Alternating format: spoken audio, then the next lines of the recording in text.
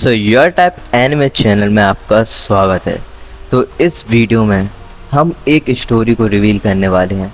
मैं बहुत समय से इस स्टोरी को प्लान कर रहा था, इस वजह से मैं बहुत देर तक वीडियो नहीं लाया हूँ। But now what if Goku had Frieza's potential. Goku के पास फ्रीजा जितनी पोटेंशियल होता तो वो कितना ज़्यादा ताकतवर होता। और ये अपन कहें what if Goku was over powered. तो हम देखते हैं, हमारी कहानी वहीं से शुरू होती है जब गोकू का जन्म होता है। गोकू तब तो बिल्कुल एवरेज ही लगता है, जैसे कि हमने देखा कि ब्रॉली के पास बहुत ही ज़्यादा पावर होती है और वेजिटा भी काफ़ी डिस्ट्रक्टिबल होता है, पर गोकू पीटी एवरेज ही रहता है और वह निकल जाता है। उसके बारडॉक और उसकी मागी ने उसे भेज देती है बचाव के लिए। गोकू अर्थ में ग्रैंडपा गोहान को मिलता है, पर वह जब अपने ए पे फ़ोन में आता है तो वह बहुत ही ज़्यादा डिस्ट्रक्टिबल होता है, क्योंकि उसका पोटेंशियल और भी ज़्यादा हाई होता है और इस तरह से ग्रैंडपा गोहान मारे जाते हैं।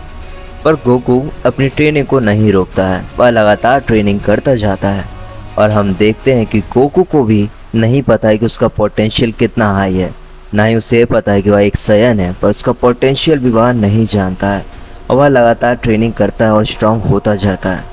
गोकू बहुत ही ज़्यादा स्ट्रांग होना चाहता है, तो वह किसी भी तरीके से मास्टर रोशी के पास पहुंच ही जाता है और उनकी और क्रिलिन की ट्रेनिंग साथ की जाती है। और जैसा स्टोरी में दिखाया गया है सेम वैसा ही होता है। गोकू टूर्नामेंट में भाग लेता है, रेड वन आर्मी सभी को हरा देता है, पर इस टूर्नामेंट में थोड़ा सा स्लाइटली चेंज होता है। गोकू जैकी चैन से जीत जाता है क्योंकि उसका पोटेंशियल बहुत ही हाई होता है। अब वह एक इम्पोर्टेंस लेसन नहीं ले पाता है, जो कि होता है कि वह एक अनस्टॉपेबल नहीं है।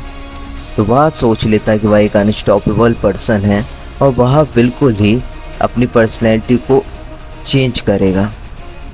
पर मास्टर रोशी उसे जानते हैं कि वह कितना प्योर हर्ट है गोकू, तो वह उसे समझ सकते हैं और वह जानते हैं कि अगर यह प्योरिटी नहीं जाती है तो गोकू सब सही रास्ते पर ही जाएगा। और हम देखते हैं कि गोकू आगे जाकर टीएन को हरा देता है और वह बहुत ही ज़्यादा स्ट्रांग हो जाता है, इतना स्ट्रांग कि वी कांट इमेजिन हिम। इसी के साथ हम देखते हैं कि किंग पिक्लो भी रिवाइव हो जाता है और वह अगर रिवाइव हुआ है तो ज़रूर से ही क्रिलिन मारा जाता है। और क्रिलिन की डेथ को देखकर गोकू बहुत ही ज़्यादा रेस से भरा होता है, पर गोकू के लिए पहली बार होता है जो वह फील कर रहा होता है, क्योंकि उसने अभी तक ऐसा कुछ भी महसूस नहीं किया होता है। हमने माना कि रेड रिबन आर्क में भी यह होता है, काफ़ी लोग मारे जाते हैं, पर यह गोकू के सबसे करीब लोगों में से एक होता है, जिसके कारण वह गुस्सा से बहुत ही ज़्यादा भर जाता है।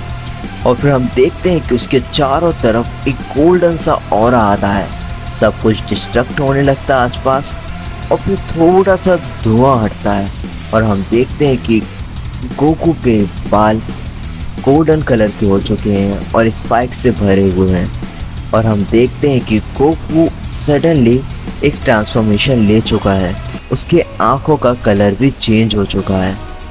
गोकू अपने सुपर सैयन फॉर्म में होता है, जिसका अंदाज़ा उससे भी नहीं होता है कि वह क्या है।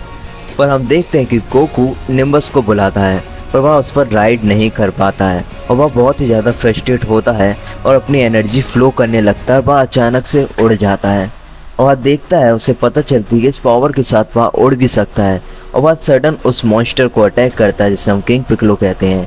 और उसके एक हिट से ही किंग पिक्लो डिस्ट्रॉय हो जाता है और गोकू पिक्लो के सभी बच्चों को ढूंढकर भी उन्हें ख़त्म कर देता है। पर वह इस तरह से उड़ रहा होता है कि मास्टर रोशी देखकर घबरा जाते हैं। तभी मास्टर रोशी देखते हैं कि वह बिल्कुल उनके करीब आ रहा है, वह रियलाइज़ भी नहीं कर पाते कि यह गोकू है और वह देख के कहते हैं, ये तुम्हारे साथ क्या हुआ है गोकू। गोकू रोशी को ऐसा स्टेयर देता है कि रोशी घबरा जाता है। वह मन में ही सोचता है कि उसे इसी बात का डर था कि गोकू कभी ओवर पावर होकर अपने आप का कंट्रोल ना खो दे। और हम देखते हैं कि तभी वहाँ पर एक पर्सन टेलीपोर्ट होकर आ जाता है, जो कि कामी होता है और वह गोकू को समझाने के लिए आगे बढ़ता है, तो गोकू उसको अटैक करता है। वह फिर टेलीपोर्ट हो जाता है और गोकू को समझाने लगता है, पर गोकू उसकी नहीं सुनता है। वह किंग पिक्लो, द ओरिजिनल किंग पिक्लो को ढूंढता है और डायरेक्ट उसकी तरफ निकल जाता है। कामी किंग पिक्लो को बचाने के लिए जल्दी से टेलीपोर्ट होकर उस प्लेस में आ जाता है और किंग पिक्लो को सील कर देता है ताकि वह मारा ना जाए। और वह गोकू को फिर से समझाने की कोशिश करता है। गोकू नहीं सुनता है पर वह उसे समझाता रहता है। तब गोकू जाकर रेज से काम डाउन होता है और वह फिर से अपने नॉर्मल फॉर्म में आ जाता है।